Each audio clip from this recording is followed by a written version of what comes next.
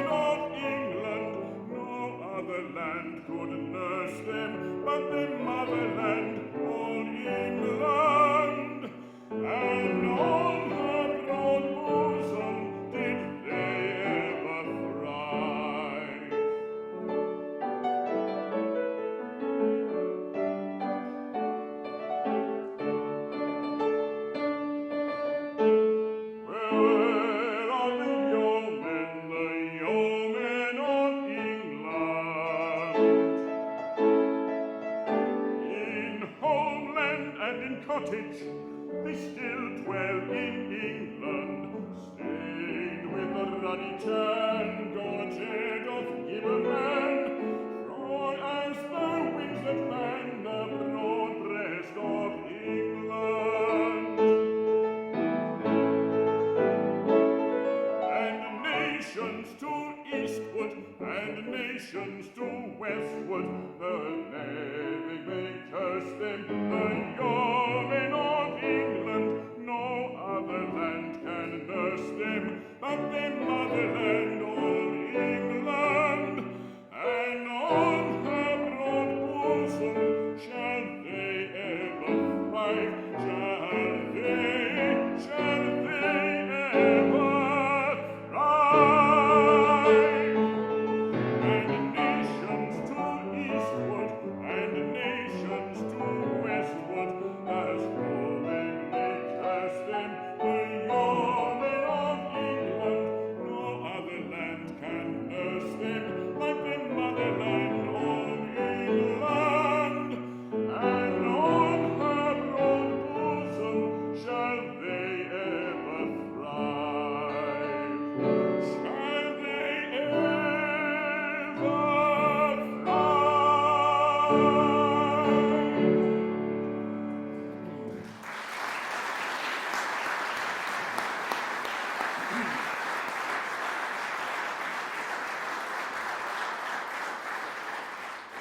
when Kevin asked me to be his warm-up act tonight, I thought, well, that's easy. I'll find a load of songs about town criers and bellmen.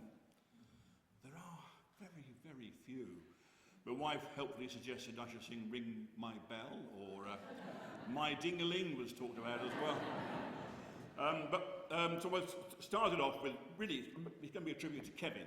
So I think the Yeoman of England is sort of the backbone of the country, and the town crier is a big part of that. I have found one song called the Bellman Song. It's by a lady called Elizabeth Poston, who you may or may not have heard of. If you're singing in choirs, you may well have sung one of her pieces. Jesus Christ the Apple Tree, which is sort of a Christmassy one, is one of hers. She lived from 1905 to 1987. And this is a song called the Bellman Song, and if you don't know it, don't worry, it's short. Right.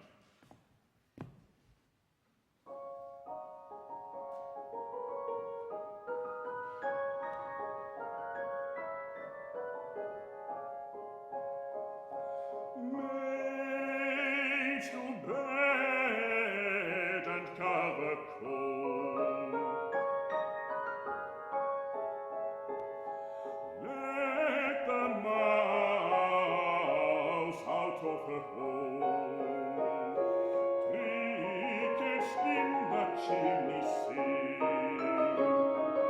whilst the little bell doth ring.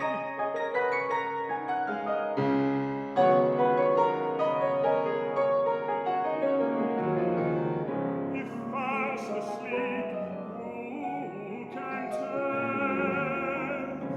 when the clapper hits the bell?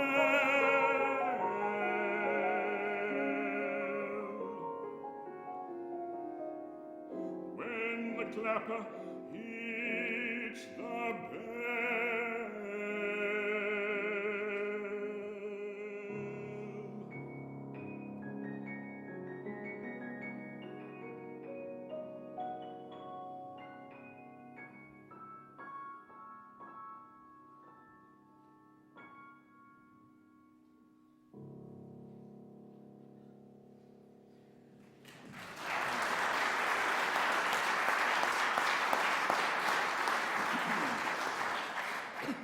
So, Kevin's there, town crying, bellmaning, in all weathers. So what better than a bit of Flanders Swan, the song of the weather.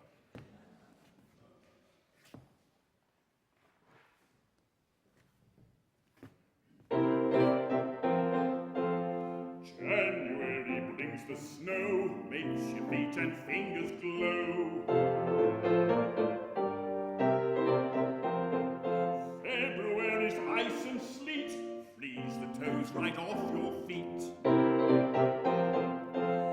welcome March with witchy wine, word thou wert not so unkind.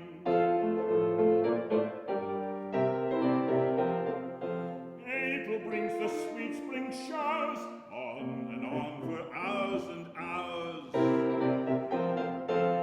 Farmers fear unkindly May, Frost by night and hail by day. June just rains and never stops, 30 days and spoils the crops.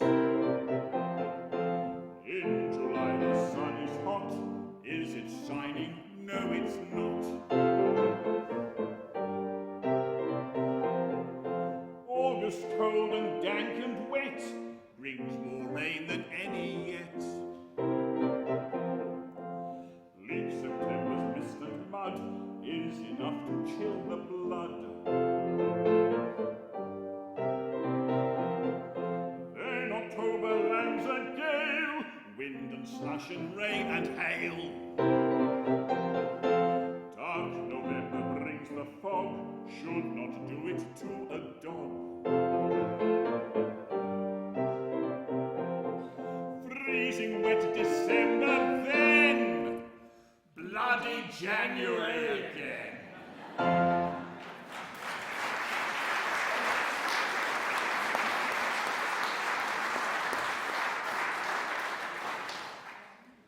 So I'd know Kevin through, obviously, living in Bromsgrove. How could you not know who Kevin is? But I'm a member of the Court Leet, I'm a member of the Bromsgrove Society, but I also sing with Kevin in church choirs from time to time, and I know Kevin does a lot for St John's Church in Bromsgrove. So I've chosen a song by Richard Stilgo and Peter Skellen called Mrs Beamish, which they wrote probably about 30 odd years ago, but I think it still has some resonances, the ring of truth of the condition of the Church of England in the country. And they can't have been too rude about the Church of England, because Peter Skellen did become a vicar before he died, so he can't have thought too badly of it.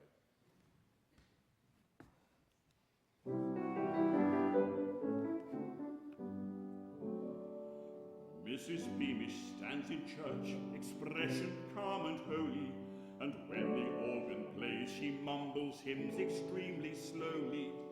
A pillar of St Botolph's for 20 years or more, she does the flowers at Easter and the brass work on the door. But recently St Botolph's has gained a brand new vicar. His name is Kenny Single and he wants the hymn sung quicker, and he's introduced a custom that Mrs Beamish hates, so she rounds upon the person next to her and clearly states, "Don't you dare shake hands with me or offer signs of peace. You lay a finger on me and I'll send for the police. Don't whisper peace be with you, this is the C of E. So bend the knee, say thou and thee, and keep your hands off me." Ken tells us, love your neighbour, but Mrs Beamish sneers. I only love my neighbours if I've known them 30 years. Even when it isn't Christmas, he lets youngsters in the church. He's altered all the music after audience research. They shout out Alleluia, they don't act like me and you. The young women don't wear hats and the young men quite often do. They seem to like their hands enthusiastically wrung, till they turn to Mrs Beamish and they feel her acid tongue. Don't you dare shake hands with me, I don't know where you've been. You lay a finger on me and you'll feel this tambourine. Don't whisper peace be with you, this is the C of E. So bend the knee, say thou and thee, and keep your hands off me. In the beginning was the word, brought to you by Thor a herd. Harry Seacombe then would scream, morning is broken by a stream. Now the organ's gone for scrap, every vicar's got the clap. Alleluia, Mrs Beamish, Mrs Beamish. Alleluia, she's squeamish, so squeamish.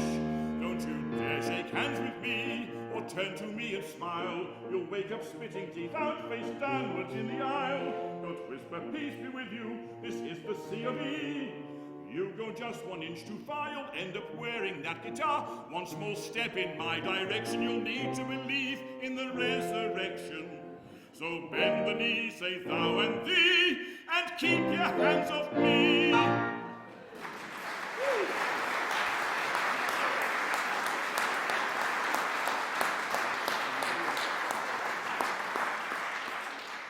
My last song, it's tended to be something I've done rather a lot lately, so if you heard me sing, you've probably heard me sing it before, but it's appropriate for tonight. We sing in many languages. I sing in English, obviously, and German and French. I sing in a male voice choir. We sing in Welsh with some gusto. But it's not often you hear people singing in Punjabi. And this is a special version of Nessun Dorma in Punjabi, and it's a tribute to one of Kevin's favourite nights out at the Balti House in town.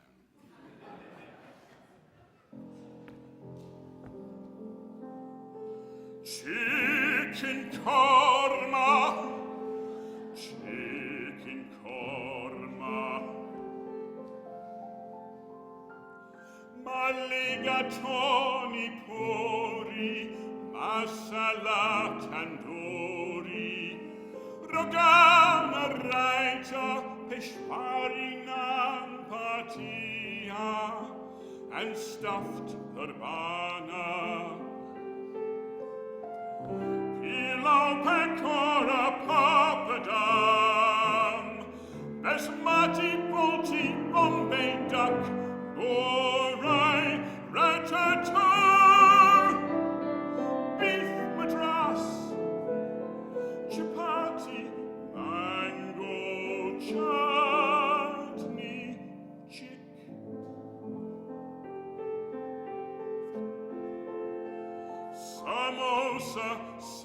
patanda, onion bhaji, meat biryani,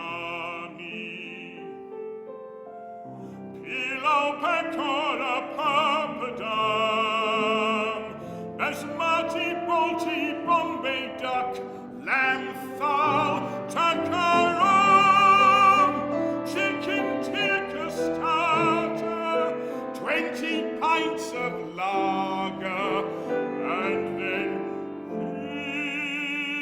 Vindaloo, Vindaloo, Vindaloo.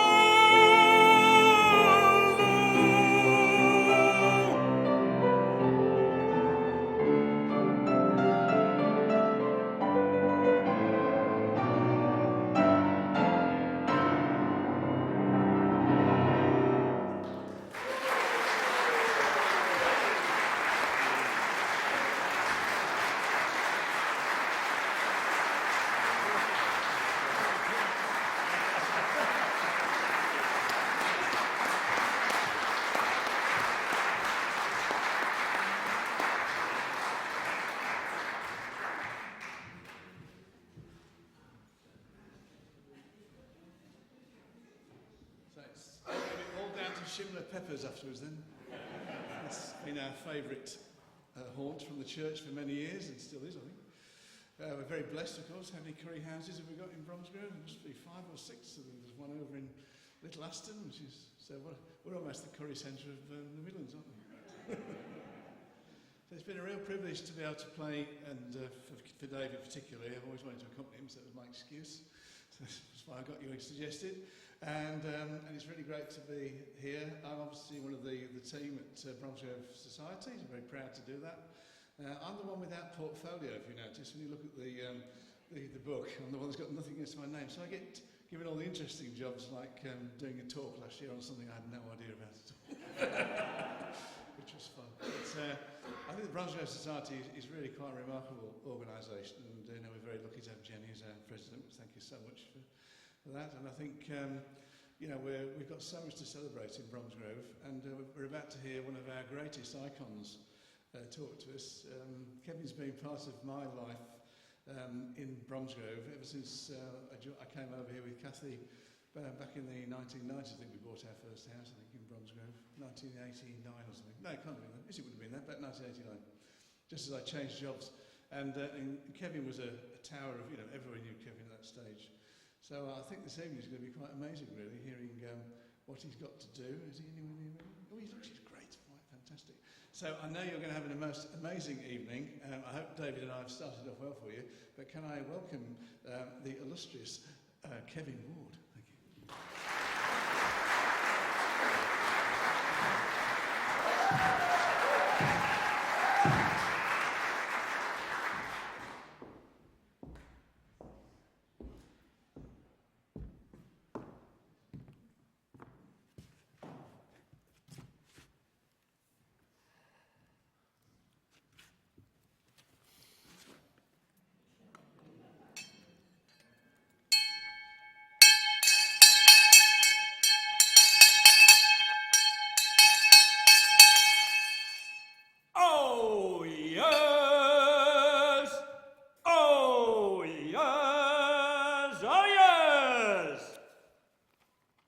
Kevin Ward, duly appointed Town Crier and Bellman to the ancient Court Leet and Court Baron of the Manor of Bromsgrove, do hereby bear greeting to the Bromsgrove Society and all gathered herein, and do inform all and sundry that a discourse on the history and practice of town crying shall now take place within these very walls.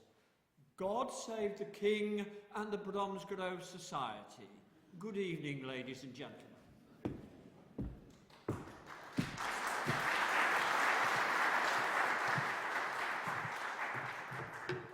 Now, my first problem is I've got to start my laptop. Let's hope we can do it without too much of a problem. That should have brought something up. And,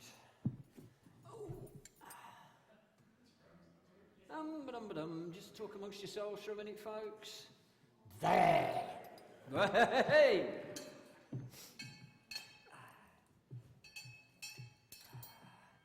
Does take a moment of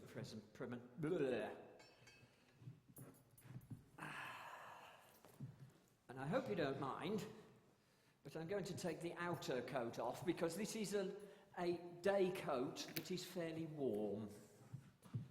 There we go.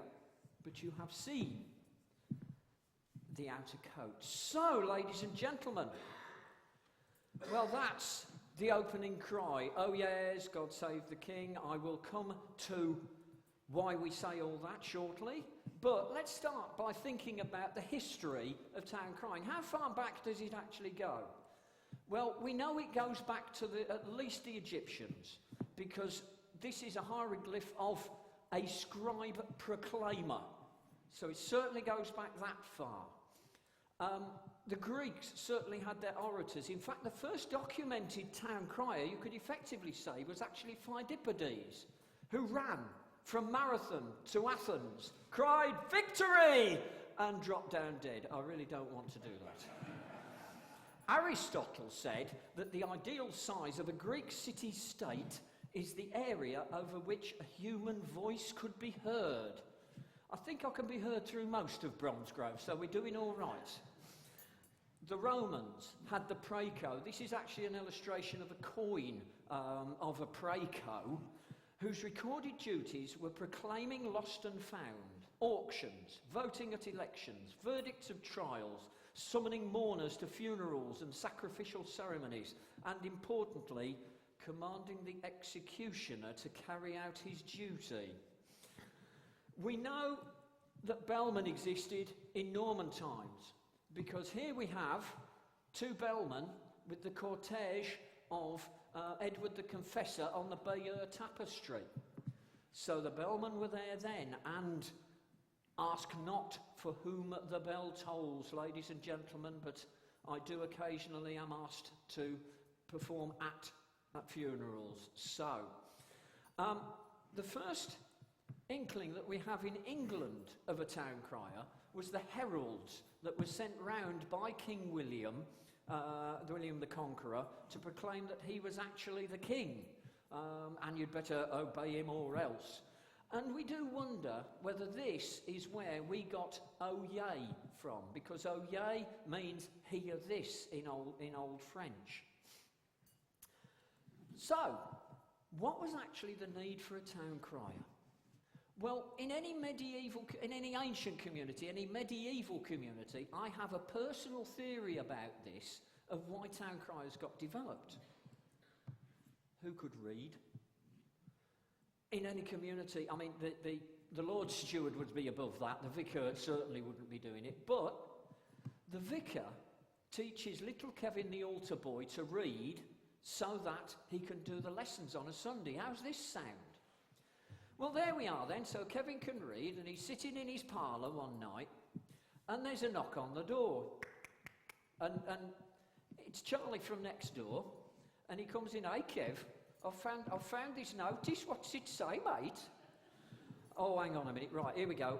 Oh, right, yes, OK. There's a market coming on Saturday, right. And there's some fresh carpets coming, a bit of tinware, china goods. It'll all start at sun-up, so you turn up to the marketplace on Saturday. There you go. OK, Charlie, there you are. Thanks very much, mate. He settles back down again with his pint. Thank you very much. 10 minutes later, on the front door again, and there's Fred from next door, from the other side.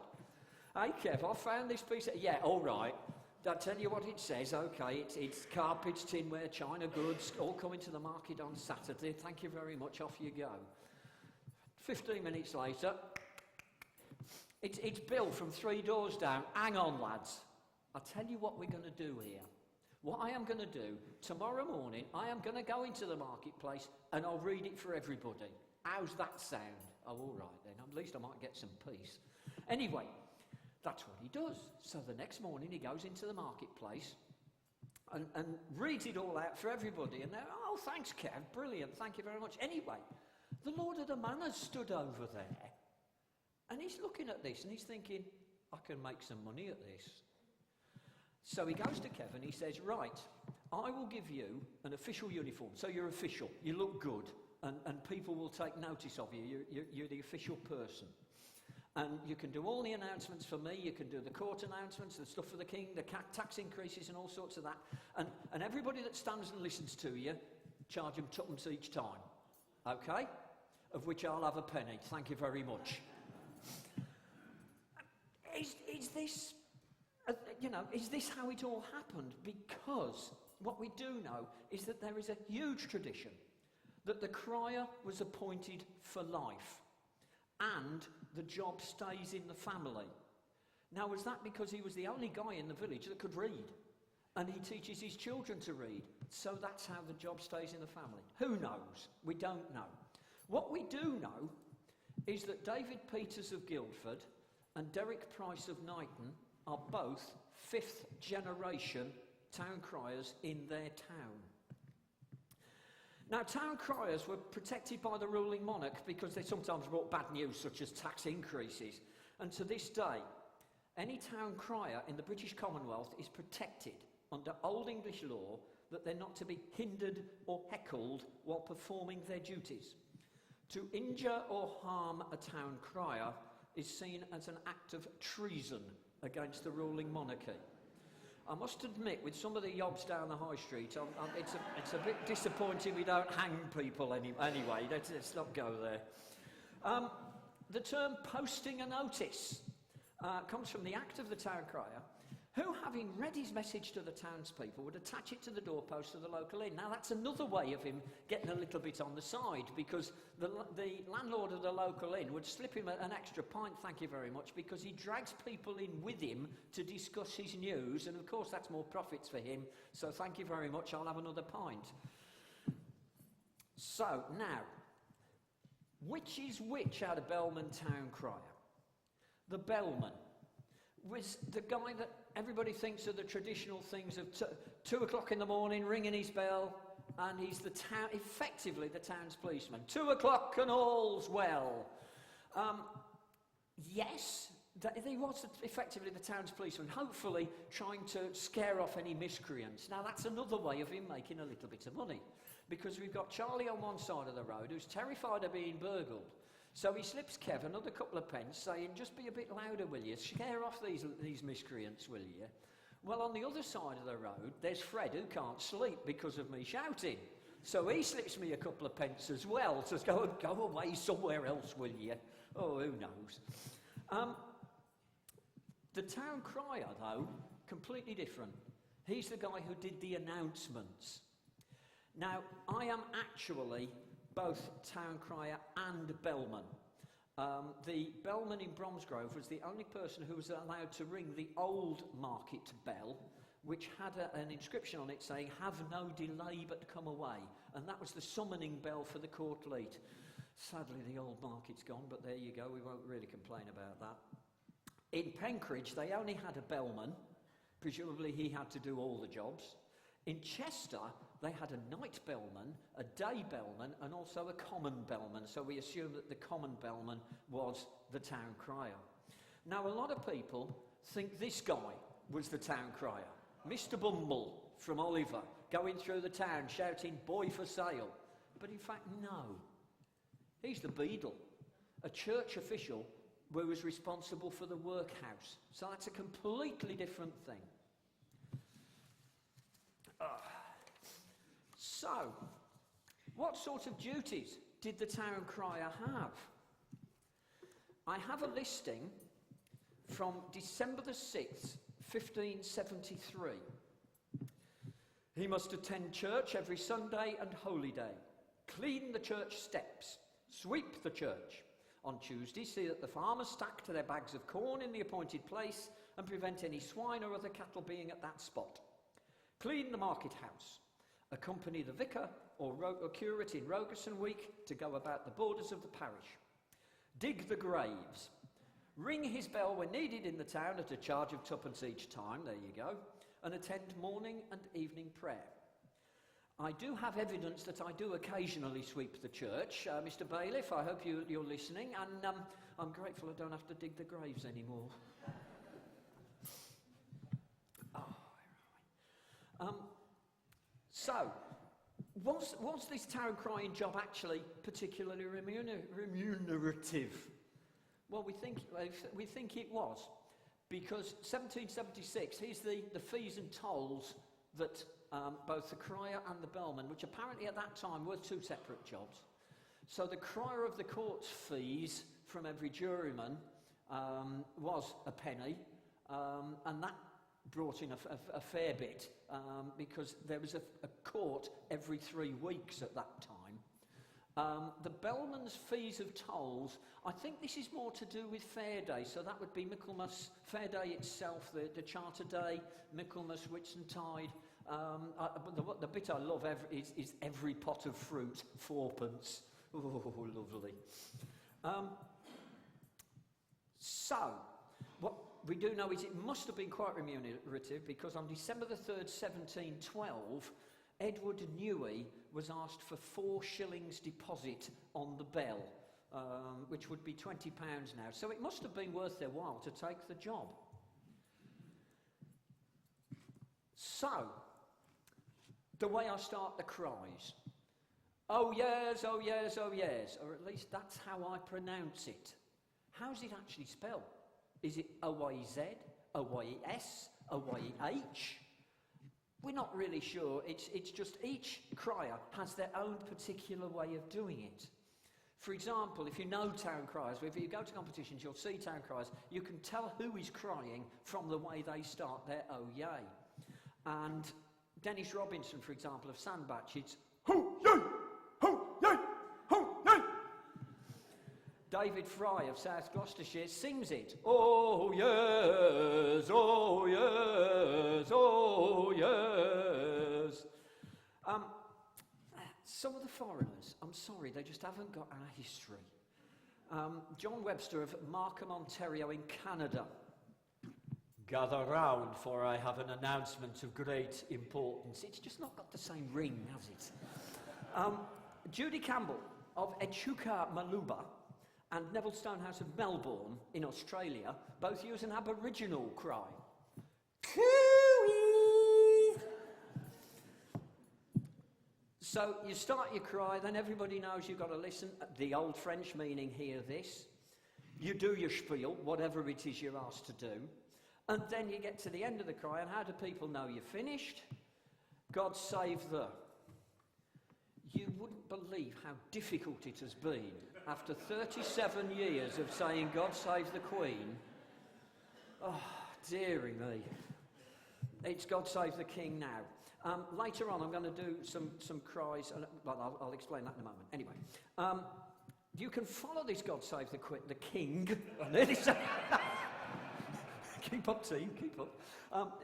You can follow God Save the King with epithets depending on what you're actually doing. So if it's remembrance, it's God Save the King and the Royal British Legion. If it's the court leet that I'm doing things with, it's God Save the King and the Lord of the Manor. But that can get a bit complicated when we're doing something like ale tasting. So you've got God Save the King and the Lord of the Manor and the landlord and mine's a pint. Thank you. So... where's my history in all this? Why did I start it off? Well, I think it might have been in that here's my history anyway. Here I am at the bottom, Kevin Nigel, born 1955, and you trace it back up through the ward line into the Bayliss line, back to this guy, Jacob Wilson, for 52 years, official town crier of the borough of Birmingham. Jacob, my where are we? Let's see if we can get it right. Great-great-great-grandfather. He claimed the post was in his family for 350 years. Here he is. There's only record of his father and grandfather as criers. There's one mention of a town crier from 1526 in Birmingham, sadly no name. His grandfather was Thomas Wilson, appropriately also the landlord of the Bell Inn. His father was also named Jacob, and he was also the beadle of St Bartholomew's Church in Digbeth. Unfortunately, that was demolished in bombing in 1942, which took all the church records with it, which is why we can't trace it back any further. Jacob, born in 1779, in his infancy he had this hereditary enthusiasm. He got a little handbell proclaiming all sorts of imaginary sales and losses, taking after his father. He succeeded his father in 1827, his first duty being to summon the court elite appropriately.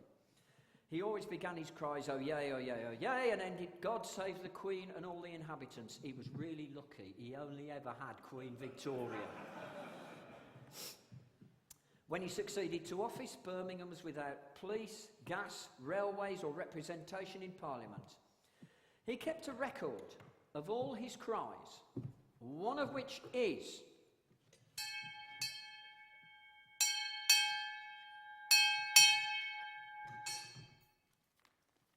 "Oh yes, oh yes, oh yes." A quantity of needles taken in Birmingham in September last.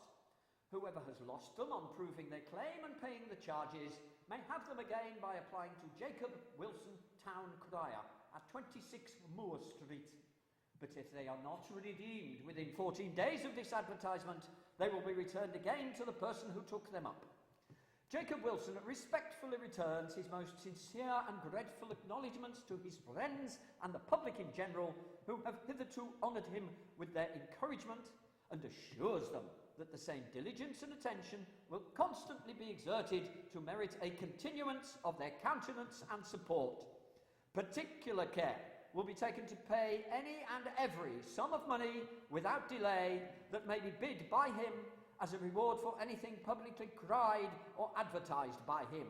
He attends funerals in town and country on a shortest notice and with the greatest care and punctuality. God save the Queen and all the inhabitants. Now, how long was that? Can you imagine the current attention span of 9 seconds coping with that? His uniform, as you can see, a cocked hat with a broad band of gold lace, a dark coat, scarlet collar and cuffs, a short sword, and a 7-foot-high mace encrusted with brass nails, surmounted by a crown and emblazoned with the royal coat of arms.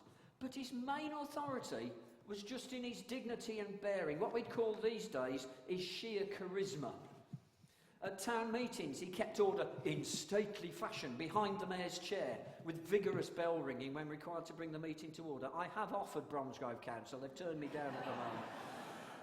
But his main glory in proclaiming Whitsuntide and Michaelmas fairs, Jacob cut the most gorgeous figure amongst all the elaborate processions.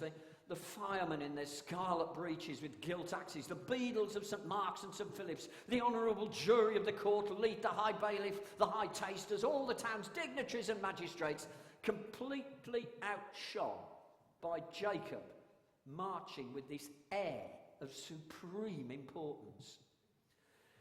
His official duties were defined as a public information service, announcing notices about lost or stolen property, auctions, sales, galas, the arrival of fresh retail produce, verdicts of trials, changes to charges, weights and measures, laws and official announcements, keeping order and proclamation of Whitsuntide and Michaelmas fairs. So pretty similar to what we were doing in Bromsgrove. I do have another cry by him that was a court announcement.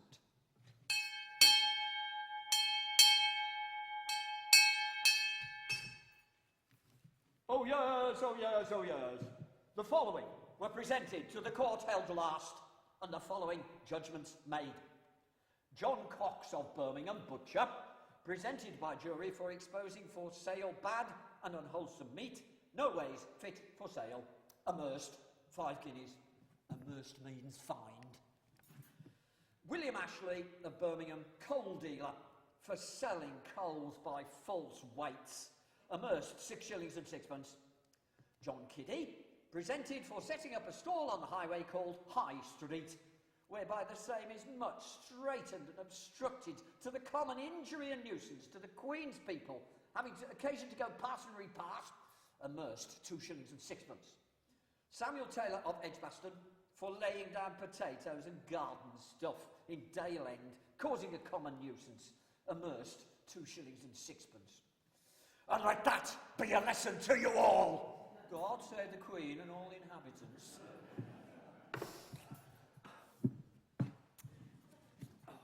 With the advent of universal education, the availability of newspapers, the income from the post fell dramatically. But he still maintained he was the official town crier. The council didn't dare abolish the post. But on his death in 1882, the post was unsustainable and fell into disuse. He's buried in Warstone Lane Cemetery with an official's headstone from Birmingham Council. This is the other picture I've got of him with his 7-foot mace. And I've actually done a calculation. I've measured the mace and I've measured his height and done a quick proportion and worked it out. And all I can really conclude is that his personality must have been absolutely enormous, because by my calculation, he's about 4'8". So, how and why did I get into this?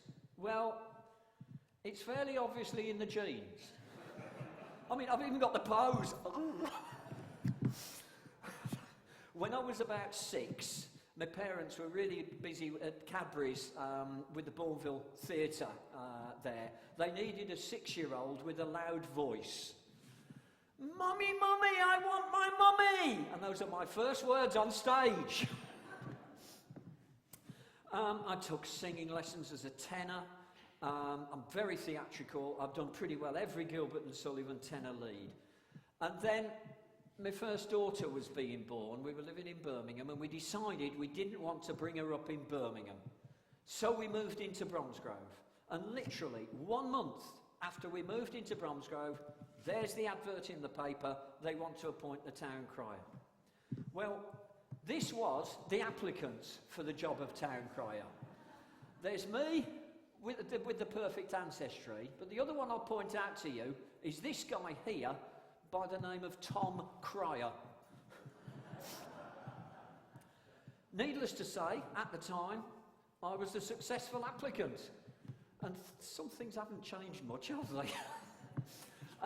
Interesting, the 3 criers behind were the judges, actually, on the day. We've got Norman Harris from Henley. Bill Malin was one of the founder members of the Ancient Royal Guild of Town Criers, and later became the president. But the one I'm really going to point out to you is this guy, Edgar Harwood, who was the town crier of Droitwich at the time. He emigrated to Canada and came back again, and is now, again, the town crier of Droitwich, and he's entered the competition in June. So I may well see him in June. I sincerely hope so. Initially, I had what was the head borough's regalia. It was just a coat and a top hat with the fluffy collar. But they decided they wanted to give me a proper regalia, as of course the Lord of the Manor would have in the day. And what we decided was, we'll go back to when it was the real epitome of town crying, the real peak of town crying, before universal education, before newspapers. And we decided on 1775. So we went to Bath Costume Museum, got the original patterns, and that's what I ended up with back in the day. That's the first official regalia for me. It is immensely practical. It is exactly what they would have worn in 1775. It might look hot, but it isn't. It's surprising, actually. Massive poacher's pockets. There's a rabbit in one of them somewhere, I think. You can slip the odd bottle of wine in there, yeah, okay. But it is immensely practical. As you can see, I think that was after I'd done Bromsgrove Carnival for the very first time. I think I was a bit tired. But the other thing I did get at the time was this purple coat as an evening coat, which you can see there that I am still using. So here we are at the first World Championships in 1987 in the Isle of Wight, where I managed to come 5th, which I was very pleased with. The big problem was that purple top coat, it was lovely, it really faded quite quickly. As soon as it was in the sun, it faded quite badly. So what we decided to do was go with the regalia that I've currently got, which is the green and silver. But again, it's to the same patterns, it's still immensely practical. And like I say, just in modern fabric, so I can chuck it in the washing machine. It's also got a large waterproof cape this cape here, which is lovely and warm. It's designed to be standing on Ulster Street corner on Easter Saturday in the snow, and it works. And as a result of that, at the National Championships in Newquay, and I think about 1990, I can't remember the precise date, sorry, it bucketed down with rain the entire weekend. There's nothing looks quite so sad as the rain dripping off town criers' feathers in their hats. Because I haven't got any feathers and I got that cape, I was the only one that could keep going. I won best dressed. So that's where... Oh, and it's also quite practical. It's lovely, it can be warm. Right, moving on. So this is where we are at the moment. To the best of my knowledge, it's the second top coat, the fourth waistcoat, and the third hat. But I still fit in the original breeches. Oh dear. Right. It's football socks. I do not wear tights, thank you very much. The buckled shoes are absolutely to period from the original reenactment market at Brighton. The shirts, actually, tied. Not zip, not button, but tied. And that is to pattern. So, the buttons on the cape and this coat and on the hat are the Bromsgrove bore buttons, as illustrated here. These buttons were made in Sanders Button Factory when it was still in Willow Road. What I think of as my chain of office, this thing here, when I first started, a lot of criers were using this brass, the bell-shaped horse brass, as an official insignia, and I've continued to do so.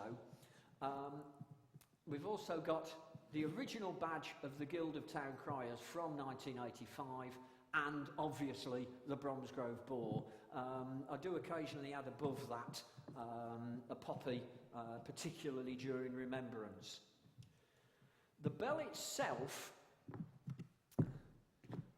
and I was ever so good, I even cleaned it today, inscribed Bromsgrove Courtly Town Crier's Bell, presented by W.J. Weaver, Laddie Weaver of Weavers the Builders. He was the marshal of the Courtly for 20 years, from 1954 to 74. The original handle for that was black. And literally 3 days before I was going to fly out to Canada for that Town Criers Championship, the World Championship, the handle literally split in my hand. It just broke completely. And I was in absolute panic. And I actually went to Red Sherwin, the wood turner of Avencroft, and said, please help me out here. And literally in 24 hours, that's the handle that he produced, which is now still going. So grateful thanks to Avencroft, and Reg sadly now missed. The scroll is also a bit of a historic artefact. The calligraphy, as was my ancestry, was done by my mother on parchment, covered in classic Blue Peter sticky back plastic. The handles were made by a friend of my parents who'd had a stroke, and he turned them with only one hand. He couldn't use his other hand. So this is quite a historic item. It is getting a little bit battered. I fell over last year over at Aston Field. I hadn't had a drink, honest. Tripped over a curb, chomped another piece off the bottom of it. But I'm reluctant to do anything else or use anything else, because this is what I have used right from the very start. It is admittedly a little bit of a fudge. It does look good from that side. The point being, I've got all my words on a piece of paper on the other side, which is very useful.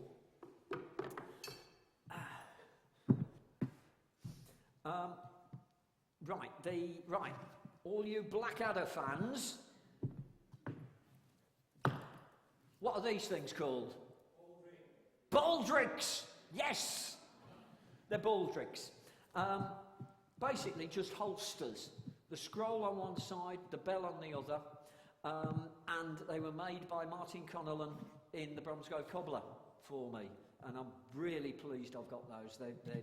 There's quite a few criers who've come to me and said, look, we need a baldric, what do you recommend? And I show them that and they go, ooh, I don't know if I can afford that. Right, so I am dressed as an English gentleman. I therefore perform as an English gentleman. It's all the gentlemanly movements and being polite, I hope. Here's a little line-up. This is actually from Warwick a couple of years ago. There's me in the middle there. If you were dressed military, it would be marching, saluting. Robert Needham from Colchester was a policeman, so he's actually dressed as a peeler. And he does march and salute. So, what have you got now? Well, you've got a mobile public address system that doesn't need any power. Just a bit of old-fashioned dignity, fates, fairs, openings, attention grabbing, birthday and wedding grams. The only thing I won't do is a strippogram. While I've got this one up, let's talk about the beard, right, which has come and gone over the years. Basically, the history of this is going way back. I was playing Pluto in Orpheus in the Underworld, and I had a moustache that that was stuck on. And halfway through the second act, it fell off. And I swore this great oath that whenever I was going to do a show in the future, I would grow what was necessary. I think that was for when I was playing Laser Wolf in Fiddler on the Roof. When it was absolutely enormous, I was playing one of the brothers in Joseph and His Dreamcoat. It got a bit straggly when I was playing Fagin in Oliver. But having said that, when I was playing Daddy Warbucks in Annie, I had to shave the whole blooming lot off, including have my head shaved. So the things one does for one's art, sweetie. Oh. So, how effective can town criers actually be these days? There is a story that a couple of the town criers had gone to Manchester Airport prior to flying over to Canada for a championship, and they'd got a deal from the airline, and they were going to be on the steps of the aeroplane, take all the pretty pictures, do all the publicity, thank you very much. So they turn up, they're in kit and obviously looking very smart, very nice. The public address system at Manchester Airport failed while they were there. They were asked, come on lads, you're going to have to give us a hand here. They went into the airport. They were so effective, they were offered contracts on the spot to do it continuously. Another good one, Martin Wood from Shrewsbury. Now in 1990, there was quite a nasty little earthquake up in Shrewsbury. It was about 5.2 on the Richter scale, which for England is enormous. I mean, it's nothing like this 7 horrendous thing that's happened out east recently. But apparently it really shook all the black and white buildings, and they were really quite worried about them. Some parts of the buildings were looking as though they were actually going to fall down. So they actually had to completely close the whole of the centre of Shrewsbury. And of course, they've had to move all the bus stops. So they get hold of Martin and they say, can you come and give us a hand, lad? So for the next 3 days, he's up in the centre of the town saying, OK, the number 27 bus will be going from High Street just down there. It's not going from this stop here. Yeah, the 35 is due in another 15 minutes, and that's coming from Broad Street. And apparently he did a brilliant job. I wish we could keep going at things like this. I mean, one of the best cries, I think, that attention grabbing and really worthwhile. You have to imagine it was bitterly cold, sleeting down the high street almost, blowing a howling gale. All you want to do when you're coming down the high street is do your shopping and go home. You don't want some idiot interrupting you. Well, there I am. Oh yes! Oh yes! Oh yes! Are you cold? And of course they all say, you stupid idiot, of course we bloody are, ridiculous. Then come and warm yourself in front of a blazing fire with a beautiful cup of coffee at Tiffany's restaurant just opened above the Strand Arcade, God save the Queen. Anyway, after about 15 minutes they came running out saying, you've got to stop, we can't cope. The same happened, we had the button factory exhibition in the old Dorman Wattle factory, and I was advertising that on the high street for about 20 minutes, and I thought I'd wander around the corner and see how they're getting on and see if I need to keep doing, if I'm being effective at all. And I walk around the corner and there's a 50-yard queue of people trying to get in. I think I was doing a reasonable job at the time. Right, there are 2 trade unions in the UK for town criers, effectively trade unions. The Ancient and Honourable Guild of Town Criers and the Loyal Company of Town Criers. Now, the history of this is that the Guild was founded in 1978 with a remit of organising and regulating competitions. It is the Guild competition that I am organising in June. Now, that was going fine, but the problem is that most of the criers are in the south, and there was a whole load of northern criers who were getting a bit fed up of both having to travel 300 miles down to competitions, and also there was just, the word at the time was, it was the Southern Mafia. They were running the Guild, and they all got a bit, they didn't like it. So they actually formed the Loyal Company for more northern criers. You can actually be a member of both. The cut-off area is sort of around about here, Bromsgrove, Ulster, Henley, Warwick. It's about this line. Anybody north of here is probably going to be in the Loyal Company. Anybody south is probably going to be in the Guild, but there's a whole load of people who are in both. So, they're both pretty agreeing on how you actually judge town crying competitions. So, volume, which is the output of sound. Right, now, having said that, it's got to be sustained volume all the way through. It's no good coming in loud and fading away. It's no good starting quietly and being loud. As a result of which, sometimes the lady town criers do quite well in competition, because while they haven't got the brute power that the boys have got, they can hold the level quite very well indeed. The national championship in Hastings 2 years ago was won by a lady crier. Clarity, which is the ability to be understood despite the volume. You might want to turn your hearing aids off for the next bit and turn the mic off for a moment. Because it's no good being out loud, you don't understand what's being said! If you see what I mean. Diction, the pronouncement of the words. I'm very pleased that the choir master of Barnt Green Choral Society is going to be my diction judge, because he's forever going on at us, you've got to pronounce the words while you're singing.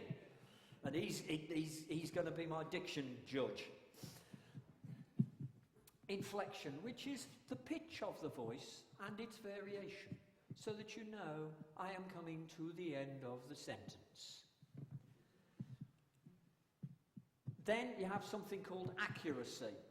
Now, each cry in competition, you have 125 words, which includes the 3 oh yeas and God save the whichever. And we also have somebody who is actually going to be looking that the criers will beforehand send in what they intend to cry, and my accuracy judge will actually be making sure that what they actually cry on the day is what they have said on their piece of paper they are going to cry. The other thing, of course, is we do actually do a word count to make sure that nobody's doing too many words.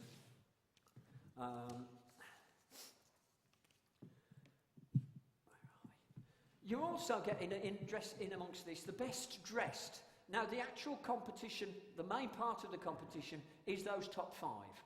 The best dressed is a separate category, and it's not just who's the prettiest, who spent too much money on their kit. I mean, some of these criers are standing around in somewhere between £5,000 and £10,000 worth of kit.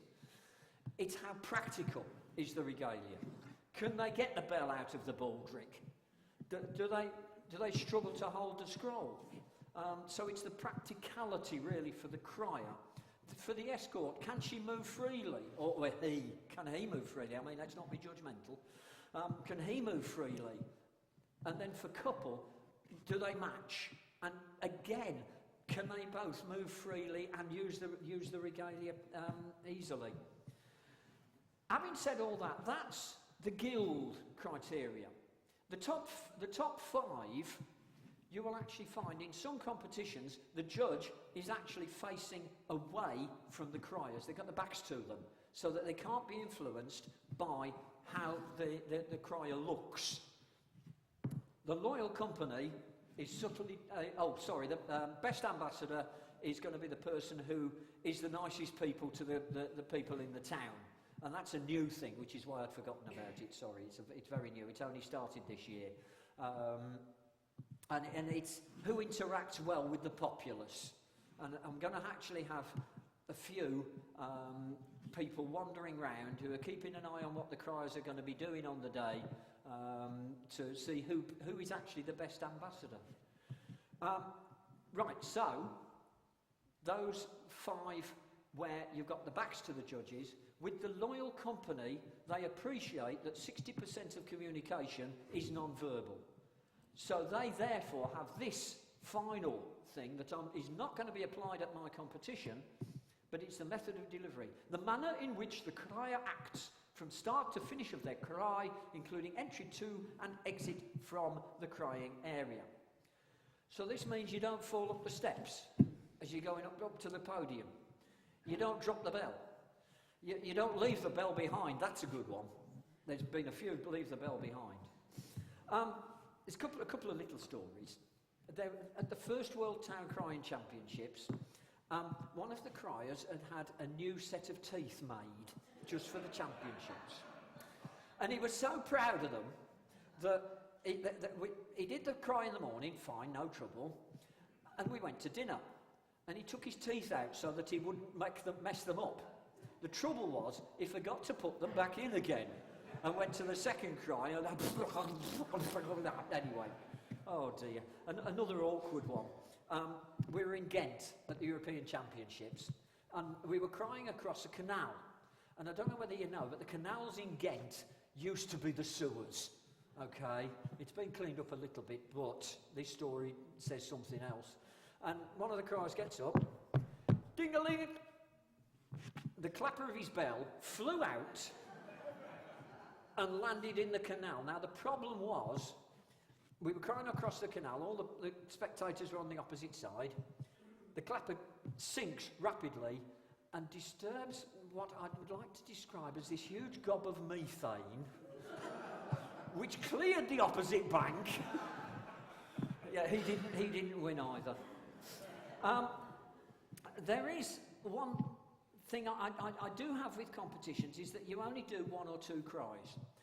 If I am doing a commercial cry for somebody, I'm doing 20, 40 cries. If I'm trying to push something, I mean, remembrance, I'll probably do 10, 15, 20 cries going up and down the town, making sure everybody understands what's going on, gets the message. There's several criers who are brilliant at the first cry. They can hold it together at the second cry, and then they've had it. So I've got an issue with that.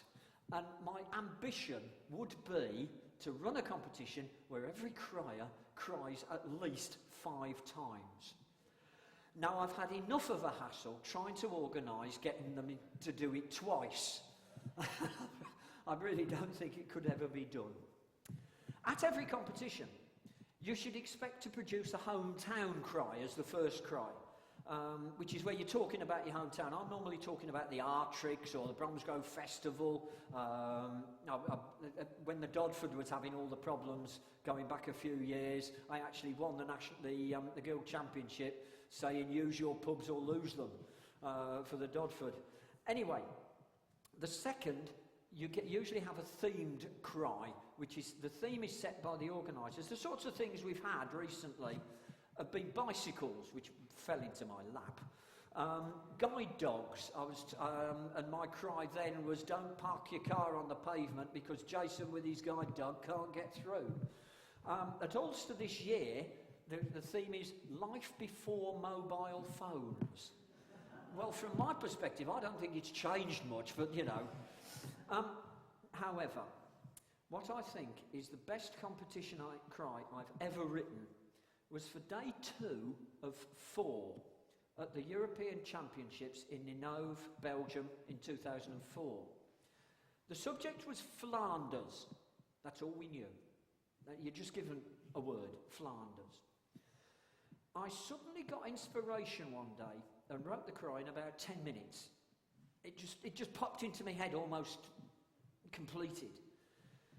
Whilst I checked carefully that I wasn't actually plagiarising John McCrae's famous poem, what I didn't know was that the cry was to be done from an enormous war memorial.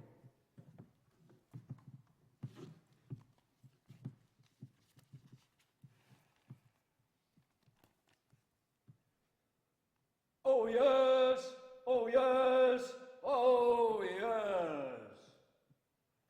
In Flanders fields the poppies grow, a memory from long ago. War's trumpet blasted grim and grey, the flower of youth was scythed away. I pray to God their memory shall linger on in you and me, that we may never hear again the scream of war, nor feel the pain of millions crying in the night. O Lord, listen to our plight. Do not extract the sacrifice. We cannot pay the awful price. Make us see those poppies grow, so man no more to war shall go. God save the King and the Royal British Legion. It was the winning cry of day 2 at the European Championships.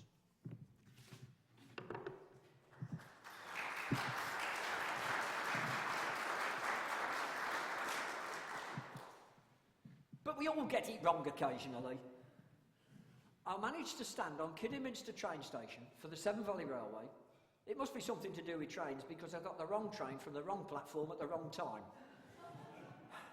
Just after the death of Queen Elizabeth, I was doing an announcement about the succession, and in the hundreds of cries that I did at that time, just once announced King George. I immediately corrected the mistake, but what went on to social media and got thousands of views was the error without the correction. Nobody remembers the huge number of times I got it right. It's a shame I couldn't identify the person who took that video to prosecute them for treason. I was asked to go up to Northfield in Birmingham by the police and try and advertise for them what was it they called an anti-social behaviour road show. I thought, great, this is no problem. What they had, they had caravans up there, and basically, if you had some antisocial behaviour in your little area, you had to go to the caravan and tell the police, look, it's happening here, this is when I've seen it, whatever, and sort it all out, which was going great until they came to me and said, you know, the most complaints we've had about antisocial behaviour has been your shouting. Anyway, I used to do what was called the Lord Mayor's Presentation Day in Birmingham. And what this was the Lord Mayor, just after he was appointed, would be taken out into the centre of Birmingham to press the flesh, get used to meeting people, say, oh, hi, how you doing? Lovely day, isn't it? Are you enjoying the markets? It's nice here in Birmingham, where you from? And they'd get used to just being with the people. And it used to be a really good day. And then one year, the Lord Mayor was gay. And it was the Gay Pride Parade, and he wanted to open it and set it off. And I thought, OK, no problem, I can deal with this. Oh yes, oh yes, oh yes. Pray silence and give your attention for the right worshipful the Lord Mayor. God save the... And I looked at, and there's all these transvestite queens. And there's this moment's fatal hesitation. Oh, I think I mumbled something like, God bless Her Majesty. And, oh, dear, it got a good laugh, I'll tell you that. If anyone wants any more information, there are 2 excellent books about town crying written by David Mitchell, the town crier of Chester, as his Master of Arts thesis. And he is actually MA now. And I'm immensely grateful for those pictures that were noted earlier and a couple of non-Bromsgrove historical facts. Right? The rest is all my own knowledge and pictures with a tiny bit of free access Google thrown in. But if you want to see all this in reality, then go to Ulster in Warwickshire on Easter Saturday, which is 2 weekends' time, on April the 19th, for the Heart of England Championship. And apparently I think they've got 21 entries. Or be in Bromsgrove on June the 14th for the National Championship of the Guild of Town Criers, which come into Bromsgrove. It's in the High Street in the morning and it's up at Avencroft in the afternoon. Thank you very much, Zoe. Jacob's epitaph reads, "He discharged the duties of his office faithfully. I hope I shall do the same."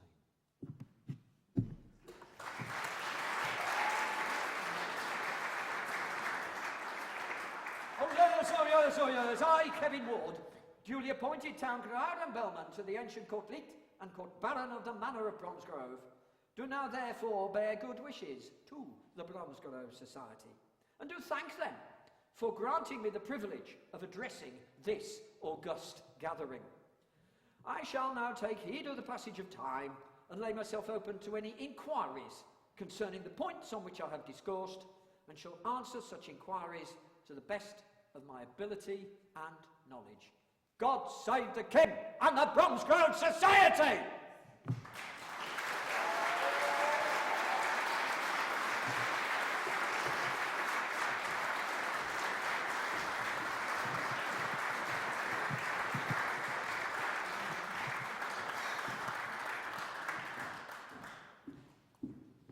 Well, Kevin, thank you very much indeed. That was an absolutely wonderful presentation, as lively as we promised it would be.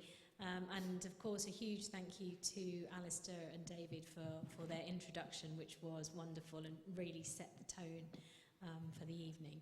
Did anybody have any questions of Kevin? Or have we all heard enough? Stunned. Oh, my lady. The letters after my name. Bachelor of Science, Physics at Aston University. State registered nurse, registered operating department practitioner, a theatre technician, but it is a registered job now. Member of the Ancient and Honourable Guild of Town Criers, and a member of the Institute of Advanced Motorcyclists. Thank you very much.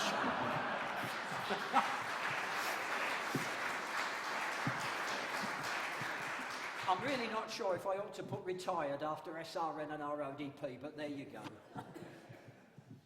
Keep them there. Well, certainly what you... Jim's got a question. Do you get women as town criers? Oh, absolutely. Yes.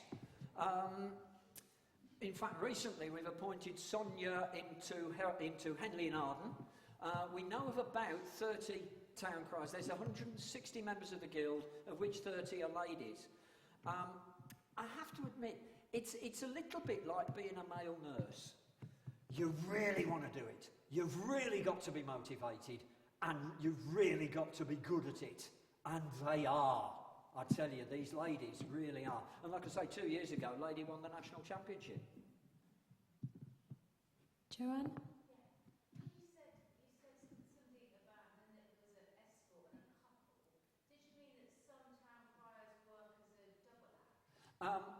Right, basically the crier will turn up with his partner.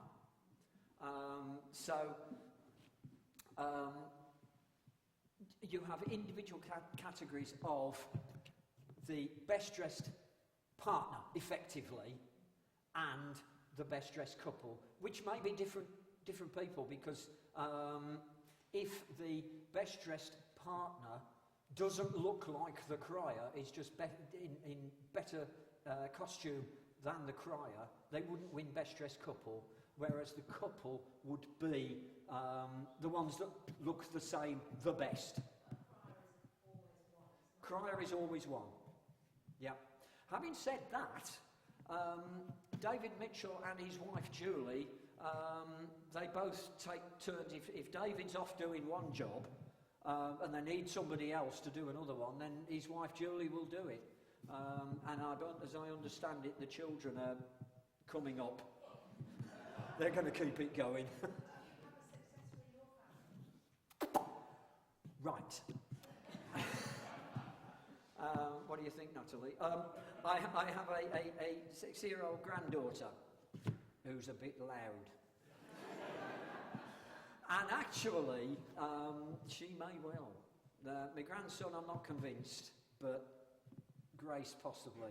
Yeah, and Natalie, and everybody's nodding on the back row there. Yeah.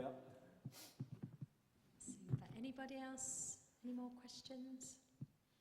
I mean, another point is that, what I didn't say actually during the presentation, the job always went to the youngest child so that they were in the job for the longest. I mean, it's the classic thing. The first one got the farm, the second one went to the military, the third one went to the church, and then you end up, well, what's left? The town crier. Brilliant. Well, it really has been a wonderful evening. I hope you've all enjoyed it as much as I have. The one thing that I wrote down, Kevin, was when you said sheer charisma runs in the family. And definitely, I think Bromsgrove has benefited so much for the last 40 years having you as our town crier. And I'm delighted that we were able to celebrate with you this evening.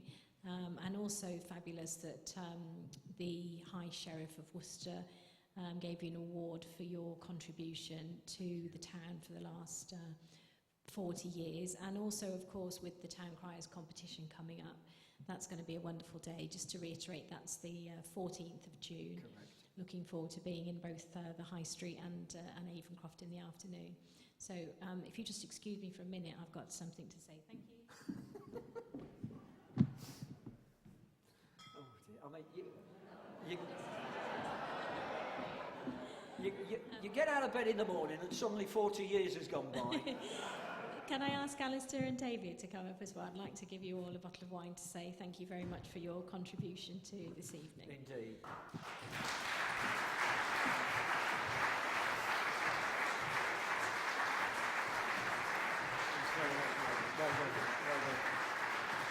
Well done, mate. Cheers. Yeah. Hang on. I've got to show you how this works. Okay. Thank you so much. Thank you.